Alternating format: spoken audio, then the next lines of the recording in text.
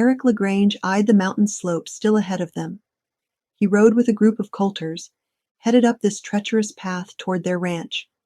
The blinding afternoon sun illuminated the snow-capped peaks to the west, its stark light only shadowed by the low-flying vulture circling overhead in search of its next meal.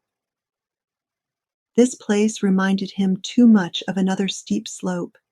That jagged ledge was thousands of miles away from here, yet tragedy didn't care about location. Though he and his best friend had only been boys, daring to play in the spot they'd been warned against, his best friend's life had changed forever that day. He couldn't let that happen to his daughter. His daughter. The word still sounded so foreign. How could he have had a child, been a father for nearly a year and not known? Shouldn't he have felt something? Somehow been different? Maybe sensed a gaping hole in his heart? He was missing a part of his heart, but that piece had been gone for more than the 10 months his daughter had been alive. A year and 7 months, as a matter of fact. Since the last time he'd seen Naomi. What he'd thought would only be a few weeks away to handle business, while his father recovered from a surgical procedure, had turned to 4 long months. 4 months during which Naomi never responded to a single letter, and when he'd finally been allowed a short trip back to Wayneston to see her, she'd been gone. He'd searched for months to no avail. There'd been no trace of her until 2.5 months ago, telling him he had a daughter. He'd come to Montana Territory to find what he'd lost. The autumn air nipped at his exposed skin as he breathed in the chill. Colder weather would arrive sooner than he wished. How bitter the winters must be at these heights. His mount trudged upward, picking its way around the boulders scattered along the sharp mountainside. As the trail widened, Dinah, Naomi's sister, slowed her horse to ride beside him, her expression concerned. "Eric, are you all right? You look pale." He forced a smile. "Just lost in thought." He couldn't afford to show weakness, not when so much was at stake. He'd once thought Dinah a friend, back when he and Naomi were courting. The two were twins, but you wouldn't guess it to look at them. They possessed completely different personalities and tastes, yet they'd often known what the other was thinking. Did Dinah's kindness to him now mean her sister would feel the same when he saw her again? Maybe not. He was not among friends, regardless how kind these Coulters had been to him, and that there were enough of them that Eric had been able to stay at the fringe during the 2 weeks they'd been traveling. There were Dinah and Jericho, along with Jericho's brothers, Jonah and Jude, plus Jude's intended, Angela, who seemed to be a newcomer here. There were 2 youngsters as well, the brother's niece and nephew, Lillian and Sean. With so many, it was easy enough for Eric to keep to himself.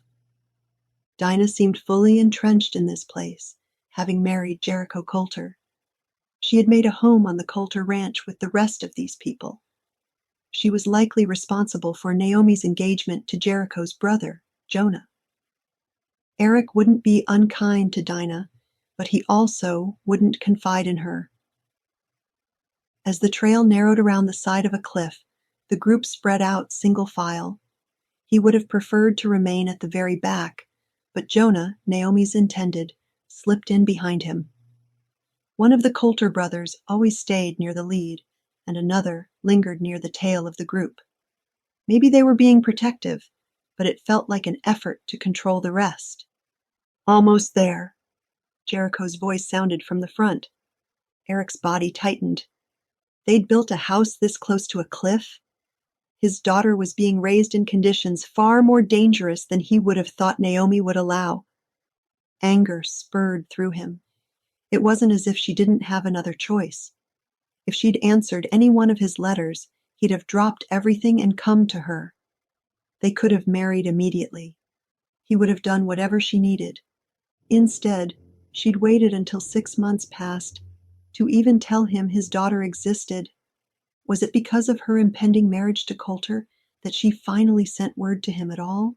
Maybe Eric should thank the man, or not, for he'd also stolen the one woman Eric had ever loved. "We're here!" The young girl's voice belonged to Lillian, the Coulter's niece, who looked to be about 12. "There's Naomi." The riders in front fanned out as they entered a clearing. Eric's insides squeezed tighter. He would see her in less than a minute. Would she look the same? What would she think about his appearance? What would she say to him? Her letter had been to the point, stating facts like she was reporting a news story. Where was the gentle, faithful woman he'd known? Where was the heart? The love? Gone, apparently. Or maybe given to the Coulter brother who'd been sending Eric narrow-eyed looks for 2 long weeks. As if Eric was the one in the wrong. They entered the yard, and several buildings came into view, but a commotion at the corral drew his attention. A young woman with a familiar willowy figure struggled to close a gate. The horse on the other side pushed, determined to charge out of the corral. And no wonder. Eric's breath came harder. Another horse occupied the corral, kicking out furiously with its hind legs, forcing the other horse against the gate that Naomi was trying to close. Eric had to get to her, now. Let them out. Jericho pushed his horse forward. At the same time, Eric dug in his heels, pushing his tired gelding into a lope. Faster. But after 2 weeks on the trail, his mount was incapable. If only he had Gypsy. Naomi needed help. This time, Eric had to be there for her. At last, he reached the corral. 2 of the Coulter brothers had already leapt from their horses. The gate swung loose, and a horse ran free on the other side of the yard. Where was Naomi? The form on the ground caught his gaze. Jericho was already dropping to his knees. Eric leaped from his horse and sprinted toward them.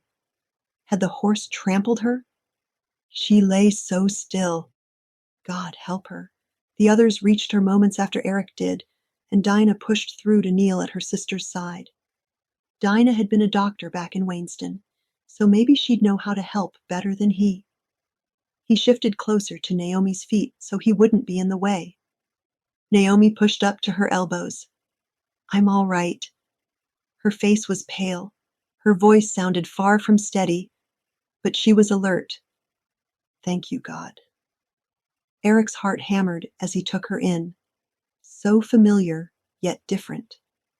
She was thinner than he remembered, and she'd added a few fine lines at her eyes.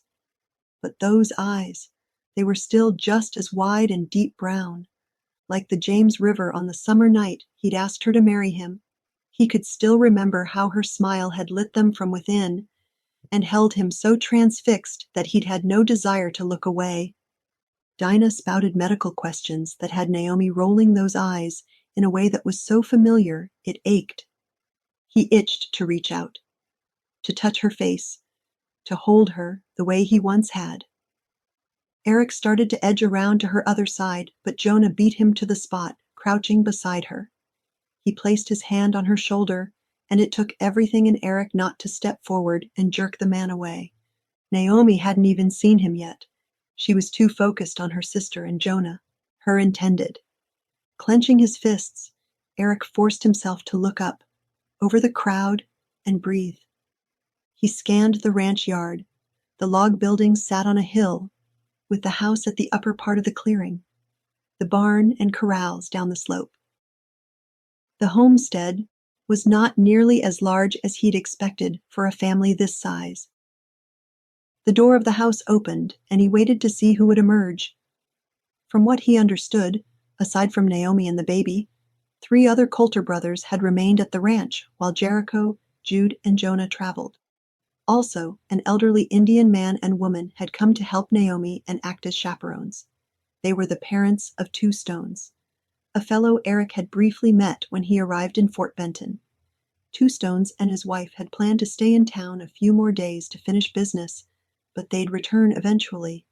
Neither the 3 Coulter brothers nor the elderly couple had appeared yet to check on this commotion. Were they all away from the house? What about his daughter? He shifted his focus back at Naomi.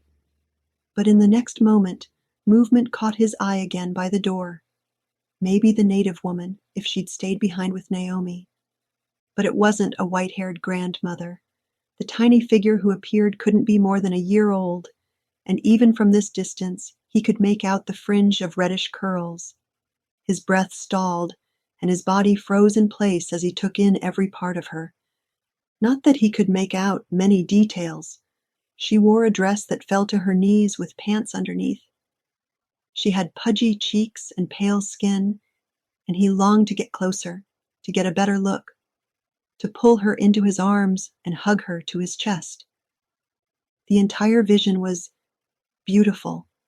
Warmth spread through his chest, unexpected and mysterious, as if his body comprehended something his mind was only beginning to grasp. He was filled with a love so powerful that his heart might explode. Who knew a man could feel such intense emotions? The tiny girl turned around and knelt in the doorway, then slid a leg down to the stoop. Her next foot reached down to the ground. Was she leaving the house? Who was supposed to be watching her? No adult appeared in the cabin door. Eric's pulse surged. She could get hurt. He sprinted up the hill. She found her balance on the slope and was toddling down toward him. Running, that was, down this steep grade. Any moment she could trip and tumble forward, rolling downward. Memory flashed of the last time he'd watched someone topple down a mountain. Nathan had never walked again, and she was just a baby. At last he reached her, gripping her shoulders to stop her forward motion. Whoa there, not so fast. He dropped to his knees in front of her. She regarded him with wary eyes, wide brown eyes just like Naomi's. A knot clogged his throat, his baby girl. She started to back away from him, pulling from his hold. Was she afraid of him? He had to say something. Quick. He couldn't let her be frightened. He managed to force out a word. Hello. His voice came out rough and scratchy, so he cleared it. She stopped backing up, but still eyed him with suspicion. He smiled. Are you Mary Ellen? The distrust in those big brown eyes melted into curiosity. Me. She patted her chest with chubby fingers. Her voice was the sweetest symphony he could hope to hear. Emotions tumbled inside him, joy and fear and elation and regret. This tiny being before him, with curls like autumn leaves and eyes like clear pools, was his child, his flesh and blood. He extended a hand to her, palm up, an offer as much as an invitation. I'm your papa. I've come a very long way to meet you. Mary Ellen gazed at his hand, then back up to his face. She didn't speak again, but no hint of wariness remained in her gaze. At least she wasn't afraid of him. That seemed a good first step. She shifted her attention past him, and her eyes lit. Ma. He turned to look down the slope toward the group still gathered in front of the corral. No one even realized the child had come outside on her own. Whatever Naomi had been doing with the horses had clearly taken her away from caring for their daughter. Such errors in judgment could be disastrous for a child. Now that he'd finally been united with his daughter, he would make sure she was protected. This wild land was much too dangerous, especially for a child so young. His life had just shifted. Everything that had seemed important to him before meant nothing anymore.